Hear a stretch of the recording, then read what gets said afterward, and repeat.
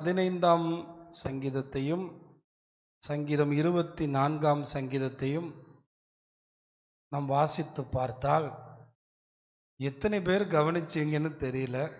சங்கீதம் 15ம் சங்கீதம் 24ம் ஓரளவிற்கு ஒத்து போயிருக்கும். எல்லாரும் ஏதோ அப்படி படிப்பாங்க, வரிசையாக படிச்சுக்கிட்டே வருவாங்க. ஒத்து போனா என்ன, ஒத்து போகாட்டி என்ன, என்ன எழுதியிருந்தா என்ன, எழுதாட்டி என்ன அப்படின்னு போயிடுவாங்க. சிலர் பரீட்சைக்கு படிக்கிற மாதிரி படிப்பாங்க பைபிளை. ஆனால் எனக்கு ரொம்ப ஆச்சரியமாக இருக்கு. என்ன, நம்மளுடைய தாத்தாவுடைய அப்பா பேரே இங்கே பாதி பேருக்கு தெரியாது.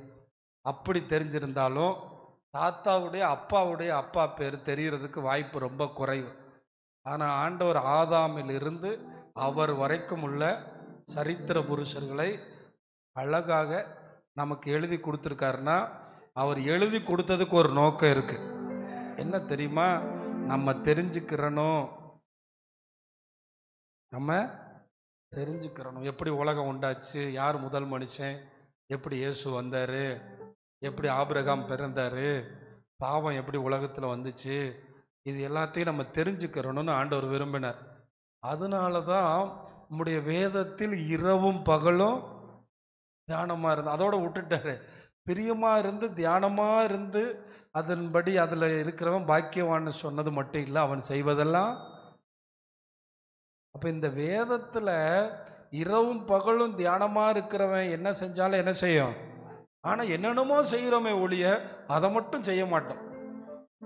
என்ன, பிரியமாக இருக்கணுமா, அப்புறம் இரவும் பகலும் தியானமாக இருக்கணுமா? இந்த பிரியமாக இல்லாமல் தியானமாக இருக்கலாம், கண்டிப்பாக இருக்கலாம், ஆனால் அது பிரயோஜனம் இல்லை.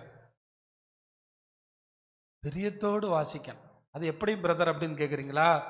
இப்போ தட்டில் சாப்பாடு இருந்தால் 99% பேர் எப்படி தான் சாப்பிடுவாங்க? நாளைக்கு சாப்பிட போகிறேன்னு ஒருத்தர் இருந்தாலும் அவன் மட்டும்தான் என்னத்துக்குடா சாப்பிடணும்னு சாப்பிடுவான்.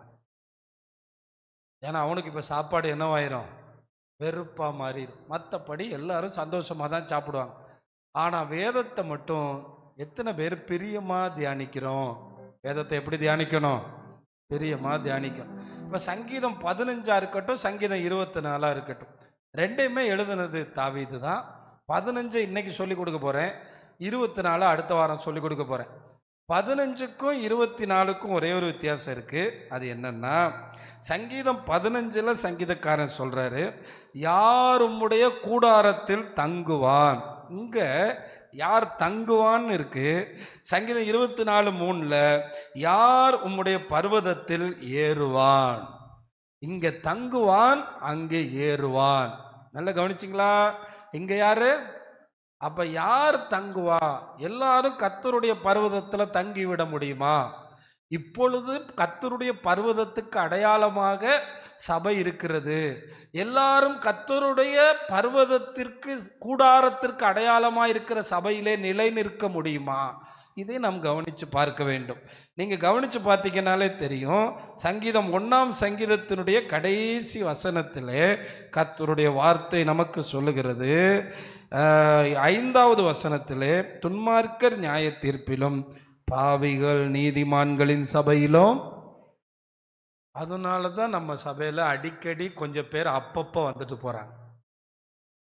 அப்பப்போ வந்துட்டு போகிறவங்க யாருன்னா பாவிகள், வேற ஒன்றும் கிடையாது. அவங்கக்கிட்ட ஒருவேளை போதை பழக்கம் இருக்கும், இல்லைன்னா அவங்கக்கிட்ட வேற ஏதாவது பாவ பழக்கம் இருக்கும்.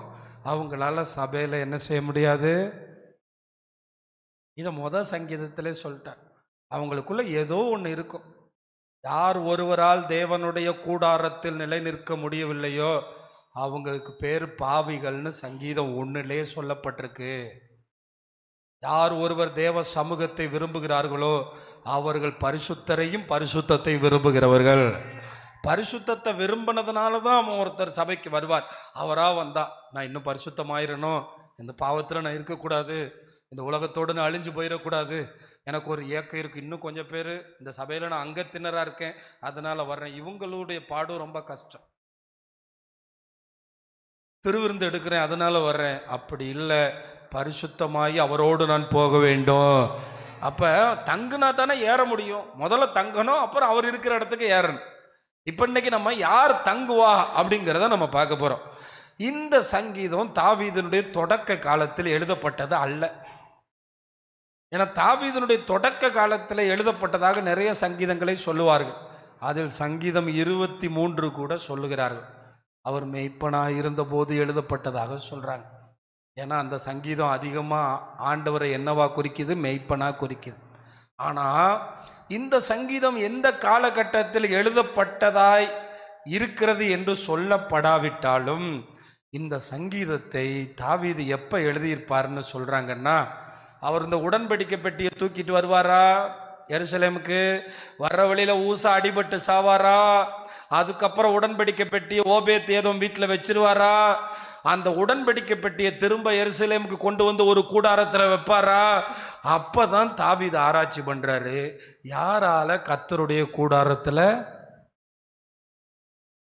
நம்ம ஃப்ரெண்டு ஊசாவால் நிற்க முடியல, எத்தனையோ பேரால் கர்த்தருடைய கூடாரத்தில் வர முடியல. ஏன்னா அந்த ஊசா பண்ண வேலை ஒன்றே ஒன்று தான். அவன் வீட்டில் தான் பெட்டி இருந்துச்சு. அவன் என்ன பண்ணிட்டான் தெரியுமா? நம்ம பெட்டி தானே, நம்ம வீட்டில் தானே ஒரு மூலையில் இருந்துச்சு அப்படின்ட்டான். ஆனால் ஆண்டவர் அதை சில நேரம் அப்படி தான் நிறைய வீட்டில் குடும்ப ஜபம் நடக்குது. உங்கள் வீட்டில் எப்படி குடும்ப ஜபம் நடக்குதுன்னு இங்கே இருக்கிறவனை பார்த்தா தெரியும். இவன் நெளிகிறதும் இவன் குனிகிறதும் பயபக்தி இல்லாமல் இருக்கிறதும். ஊசாக்களை உருவாக்கிறாதீங்க. என்ன, அட்லீஸ்ட் ஒரு 5 நிமிஷம் உங்கள் வீட்டு குடும்ப ஜபத்தில் அவனை பயபக்தியாக உட்கார வச்சு பழகிட்டீங்கன்னா அவன் தங்குவான். கர்த்தருடைய கூடாரத்தை விரும்புவான், கர்த்தருடைய கூடாரத்தில் பிரியமாக இருப்பான். ஒரு 5 நிமிஷம் அவனுக்கு தெரியணும், இங்கே ஜெபம் பண்ணுற இடம், இங்கே கர்த்தர் வருவார், நம்ம எப்படி இருக்கணும். அப்போ தாவீது கொஞ்சம் ஆராய்ச்சி எல்லாம் பண்ணி பார்த்துட்டு இதில் ஆராதனையே இல்லைங்கிறது எனக்கு அதிர்ச்சியாக இருந்துச்சு. இதில் பாட்டே அவர் சொல்லலைங்கிறது எனக்கு ரொம்ப ஆச்சரியமாக இருந்துச்சு. அப்போ கர்த்தருடைய பர்வதத்தில் தங்குகிறவன், கர்த்தருடைய கூடாரத்தில் தங்குகிறவன், கர்த்தருடைய பரிசுத்த பர்வதத்தில் வாசம் பண்ணுகிறவன் பாட்டு பாடுவான் என்று தாவீது சேர்க்கவில்லை. மாறாக 10 காரியங்களை சேர்த்திருக்கார். எத்தனை காரியங்களை? 10 காரியங்களை சேர்த்திருக்கார். 1வது காரியம் உத்தமனாய் நடந்து, 2வது காரியம் நீதியை நடப்பித்து, 3வது காரியம் மனதார சத்தியத்தை பேசுகிறவன். எப்படி பேசுவானா? மனதார. இது 3ஐயும் நம்ம ஆண்டவருக்கு அடுத்த காரியமா வச்சுக்கலாம். இந்த 3ஐயும் சேர்த்து ஒரு பகுதியா வேணா வச்சுக்கிறோங்க. உத்தமனா நடக்கிறது அவருக்கு பிரியமா, நீதியை நடப்பிக்கிறது, மனதார என்ன பேசுறது? சத்தியத்தை. அடுத்து ஒரு 3 காரியம் இருக்கு. அவன் புறங்கூற மாட்டான். என்ன கூற மாட்டான்? அடுத்தது அவன் தீங்கு செய்ய மாட்டான். என்ன செய்ய மாட்டான்? அடுத்தது அயலான் மேல் சொல்லப்படும் நிந்தையான பேச்சை எடுக்க மாட்டான். இது 3ம் ஒரு விதமான கேட்டகரி. இது 3 ஏறக்குறைய ஒன்றா தான் வருது. தீமை செய்ய மாட்டான், புறங்கூற மாட்டான். அடுத்தவன் புறங்கூற வீட்டுக்கு வந்தாலும் ஸ்டாப் பண்ணிடுவான். சில வயசான ஆள் நோண்டி நொங்கு எடுக்கும். இது பரலோகம் போகிறதுக்காக ரெடியாக இருக்கு. உங்கள் வீட்டில் என்ன, உங்கள் அம்மாவுக்கும் உங்கள் மாமியாருக்கும் பிரச்சனையா? உங்கள் மருமகளுக்கும் பரலோகம் போகணுமா? பரலோகம் போகத்தான் திருவிருந்தா?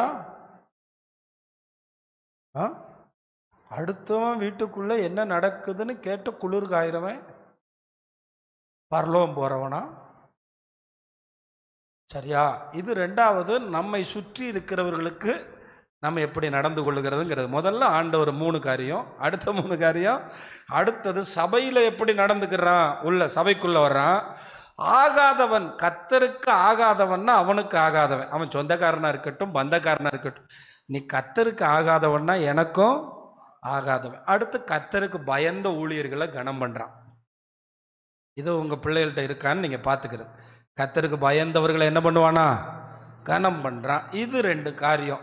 இது சபைக்குள்ள அவன் வந்த பிறகு அந்நியர்களோட எப்படி தொடர்பில் இருக்கான், கர்த்தரை தூசிக்கிறவன், கர்த்தருடைய நாமத்தை விரோதமாக பேசுகிறவனோட இவன் எந்த அளவுக்கு ஐக்கியமாக இருக்கான்ங்கிறது 1.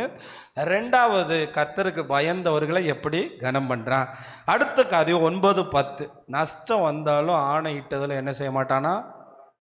நஷ்டம் வந்தாலும் ஆணையிட்டு. சில பேர் ஆணையிடுவாங்க, இந்த இடத்த நீ வாங்கி தந்தீன்னா உனக்கு இவ்வளவு தர்றேன், ஆனால் அதுக்கப்புறம் மாறிடுவாங்க. நஷ்டம் வந்தாலும் ஆணையிட்டதில் என்ன பண்ணக்கூடாதான், தவறக்கூடாது. கடைசி பணத்தை வட்டிக்கு கொடுக்க மாட்டான், லஞ்சம் வாங்க மாட்டான். இந்த 9, 10 ஒரே மாதிரி தான், பண விஷயத்தை தான் சொல்லுது. 9, 10 எது சொல்லுது?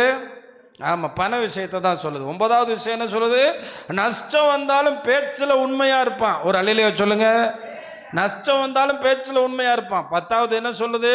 வட்டிக்கு பணம் கொடுக்க மாட்டான், லஞ்சம் வாங்க மாட்டான். ரெண்டையும் ஒரு தராசில் தான் வச்சிருக்கார். வட்டிக்கு பணம் கொடுக்கறதும் ஒரே தராசில் தான் வச்சிருக்காரு, லஞ்சம் வாங்குறதையும். இதெல்லாம் வச்சிருக்கவனால தான் கர்த்தருடைய கூடாரத்தில் தங்க முடியும்னு தாவீது எழுதியிருக்கார். இது எல்லா குவாலிட்டியும் இருந்தா தான் கர்த்தருடைய பரிசுத்த பர்வதத்தில் கடைசி வரை நிலைநிற்க முடியும்னு தாவீது எழுதியிருக்கார், கர்த்தருடைய ஆவியானவருடைய துணை கொண்டு. அடுத்தது யார் பரலோகத்துக்கு ஏறுவான் அப்படிங்கிறத அடுத்த வாரம் உங்களுக்கு சொல்கிறேன். இது ரெண்டும் உங்களுக்கு தேவை. நீங்கள் வீட்டில் போய் படித்தாலே புரிகிற மாதிரி தான் இருக்குது. சரியா?